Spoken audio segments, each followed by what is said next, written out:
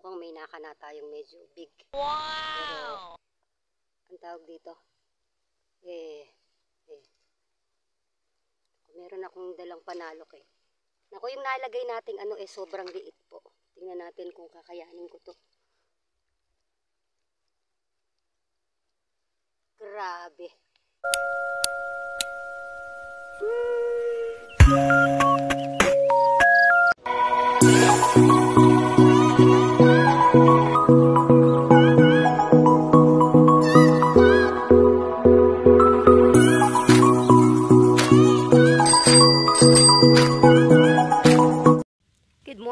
Good morning mga master, mga idol, back to fishing ang Kananay. So, ang aking location for today's fishing ay ang napakalawak na ilog. After 2 months siguro ng shutdown, napag-isipan ko na balikan ang ilog. Tingnan natin kung ano yung magiging kapalaran ng ating fishing. Dahil mula nung pinuntahan natin to na sobrang babaw, ngayon ay bumalik na ang tunay na level ng ilog. Mga 2-story building. 1 story na lang natin para lapit natin sa katotohanan, ang lalim. So kung ano man ang magiging kapalaran, bahala na si Batman. Okay, wala tayong sinamang tropa for today, solo flight ang lakad ng Kananay today. Naiwan sa akin ng kabayaws yung kanyang pamain na tatad. So susubukan ng Kananay na manghunting, baka sakali chamba tayong makahunting ng mga mamaw fish dito sa ilog. Good luck. Mukhang yawn. 1 point na ang Kananay.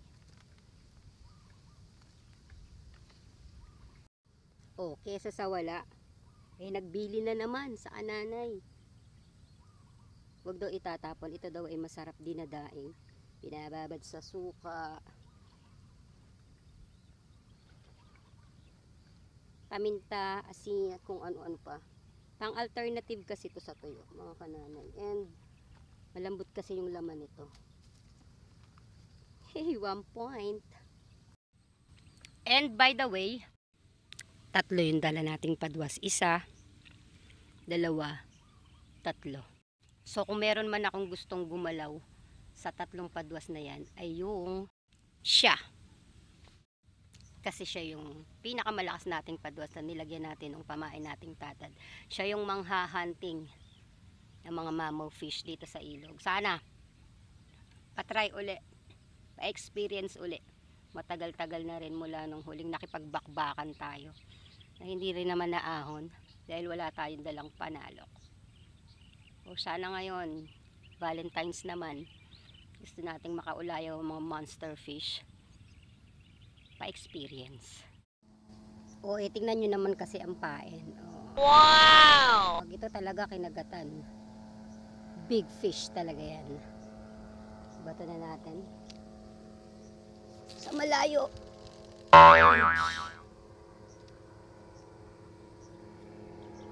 Good luck.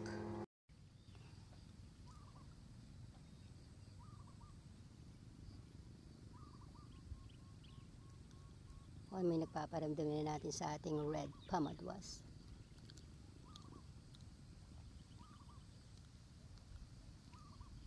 Mukhang hipon. Hipon nga. Walang bigat, walang yung kanyang paggalaw.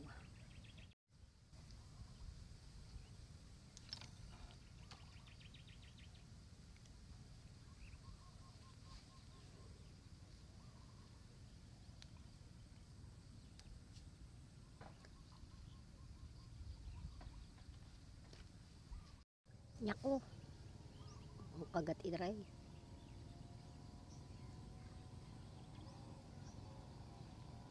Ay, may David Lucao yata. So pag dito kasi sa ilog talaga kailangan nating mga pain yung mga black kalikid natin, yung mga makukunat na may itim. So, ang problema ko saan na tayo makakahanap. Try ko makakuha kahit mga ilang piraso lang. para mapaalis natin mga David Lucaok na kumakagat sa tapat ko. Wala pang mga mamaw fish na nagpaparamdam. Tsatsagain ko muna kung ano man siguro yung kumakagat dito sa gilid. A few moments later. Sa pagitan ng aking hingal, nakakuha tayo ng ilang peraso. Ito'y pwede na. Iba kasi pag may makunat kang pain, yung kahit lapitan ng mga liliit yan, hindi yan basta-basta mauubos. Kaya kung may dadaang malaki, naaabutan nila. Hinihabol ko na naman ang hininga ko. Sana abutan ko. Lumapit yung aking isang palutang. Ano kaya lagay, kinagatan ba or dahil lang sa alon. Kabilin-bili na ng mga brad, wag ka mag-iiwan ng pamadwas, lalo kung ikay nasa ilog. Magulat ka. Tusok na lang ang aabutan mo. Lalo na yung mga monster fish eh. Napakabilis at napakalakas lang nilang mga ladkat. Pero ito naman ay naka-secured. So, pag nabunot nila yan damo yan, matatangay nila. Check ko pa rin. Ay!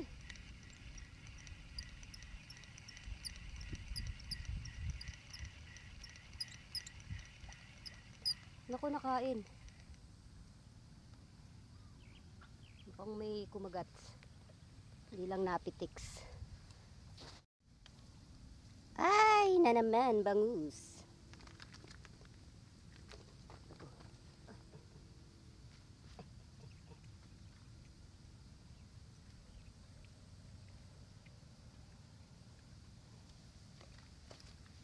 Ay, kaya naman pala ang lakas sa pain. Another bangus.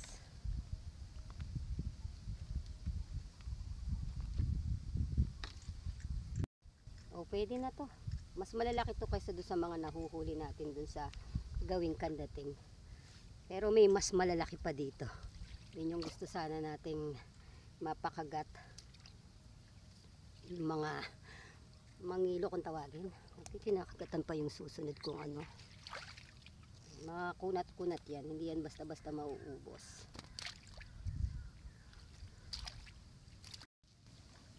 Aba! Katilapi tayo ah. Pero eat mall. You're free.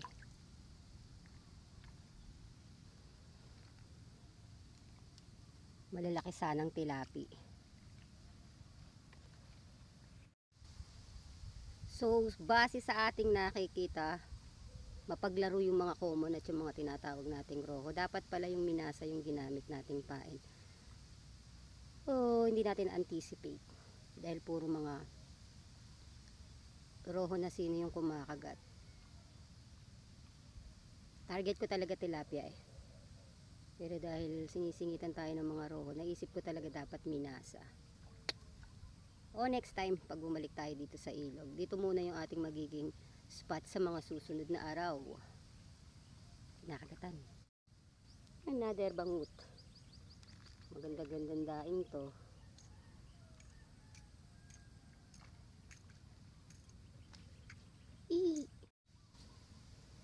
Mga nasa faraway land nating mga pamadwas lang nagpaparamdam. Walang nariligaw ng mga monster fish. Kaya nakafocus na lang ako dito sa ating panggilid. Iba talaga panggilid, no?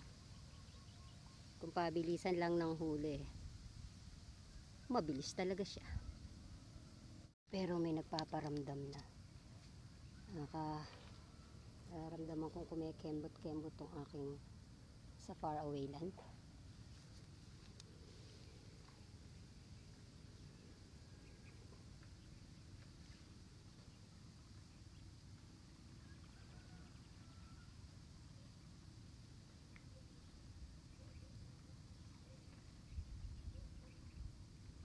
Ayaw ituloy. Ay, binitawan.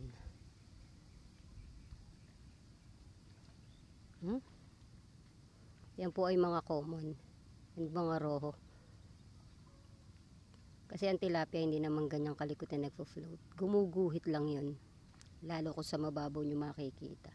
Pero yung mga naglalaro na yan, yung mga common, ito yung mga karpa kung tawagin natin.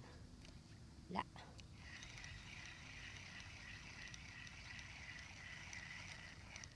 Oops.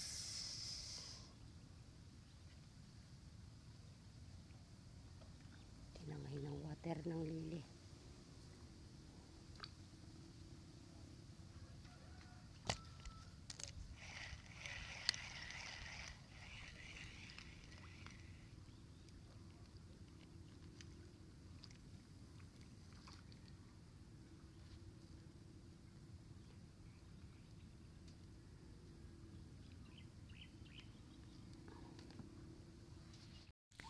Ang ganda na ng pili kong spot, no, mga idol. Ay, tinangay. At ang ganda ng panahon, ha. Malulam. Walang kainit-init. Hindi niya itinuloy. And yung lugar na yan, yung tinatawag nating Pasigan. Ayan na yung may pinakamababaw na bahagi. Isa sa pinakamababaw na bahagi. So kung nakikita nyo pagka nagsha-shutdown, dyan kami naglalakad. Yan. Nilalakad lang namin yan. Pero ngayon dahil bumalik na yung level ng tubig, pwede pa rin naman lakarin. Pero ang end up mo St. Peter. Ay! Kaya pala hindi ko maramdaman.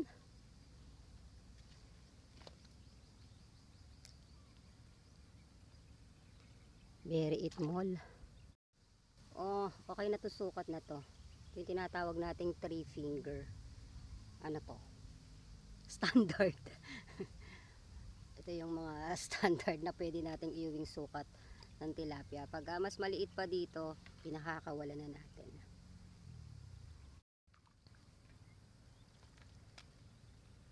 Itmol. Wala natin, guys.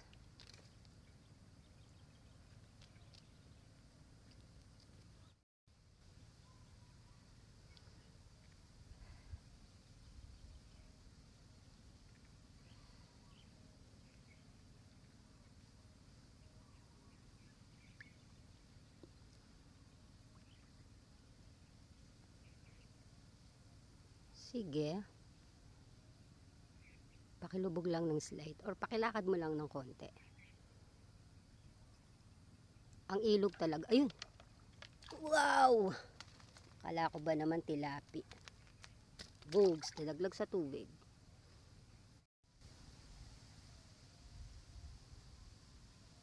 Balik.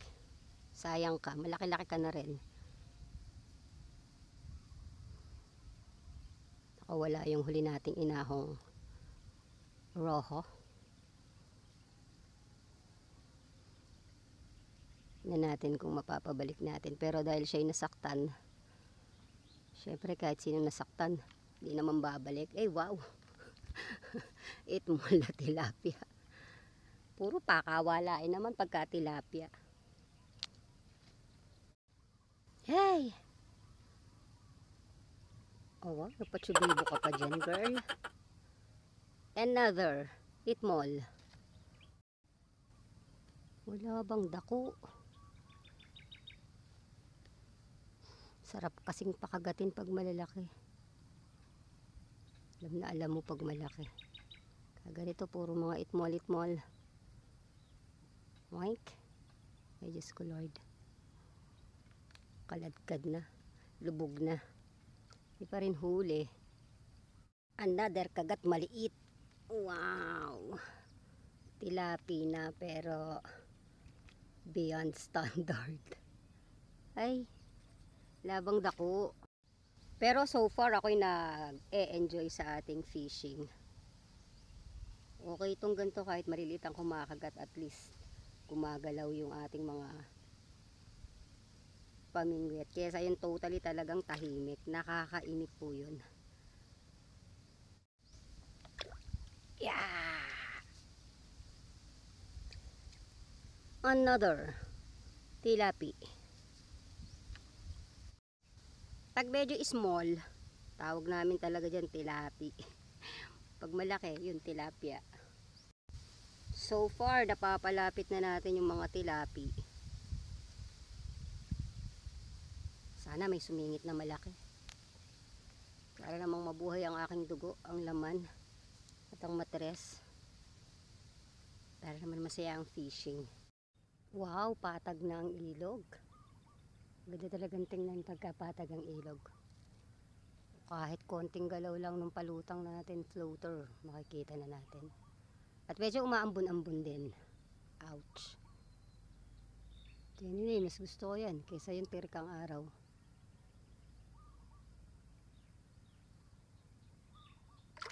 Nakakagatan to pero wangit mall pa rin as usual. Wala bang sisingit na malaki?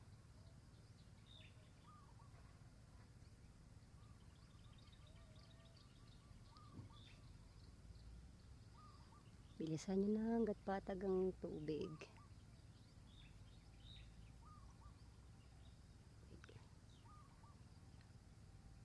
Another pitos na naman ang kumakain sa ilalim.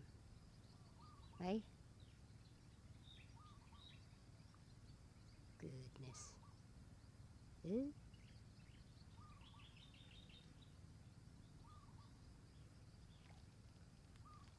Sabi ko na eh. Sabi ko na eh. Eat mall pa rin eh. Small. Pararak. Small pa rin. Konting update lang sa ating mga fishing rod na nakaantabay sa mga monster fish. Eh wala pa rin pong nagpaparamdam. A few moments later. Another strategy tayo mga boss, mga master. Gagamit ako ng pinakamaliit na fishing hook. Pwede tayo magpain ng pinagbabawal na technique. Tinatawag nating feeds. Let's see kung mag-work. Ayan na siya. Tingnan natin ang magiging resulta. Daming nagdadaan ng mga water lily. Nawala na yung nasa harap ko. Ha! Finally! At ayan na nga ang walang katapusang pagdaan ng mga water lilies na nagpapaantala sa ating pagbato sa malayo. So, walang nakabato sa malayo sa ating mga fishing rod. Dito na lang ako umaasa sa aking panggilid. Akong tawagin. Pinalitan natin yan ng maliit na fishing hook. Dahil nga, ang liliit naman ang kumakagat. Ayan, panira ng moment. Yung mga nagdadaan ng water lilies na yan. Hanggang dun. Malayo pa. So, mukhang hindi na yan titigil. Wala nang chance na makabato tayo sa gitna para sa ating mga hinahunting. Dahil dadaanan niya yung mga linya natin. So, hindi magkakaroon ng talaga. Ito na lang sana yung pinagtsatsagaan ko. Pero once in a while talagang sasagasaan pa rin. So, might as well, ako ay papack up na. Kahit gusto ko pang magtsaga pagka ganito na yung datingan ng paligid eh. Nakakatamad. Let's go home na. Mukhang may naka na tayong medyo big. Pero, ang tawag dito, meron akong dalang panalok eh. Naku, yung nalagay nating sobrang liit po. Tingnan natin kung kakayanin ko to. Grabe. From afar, nakita ko na kung ano. Grabe. Talagang,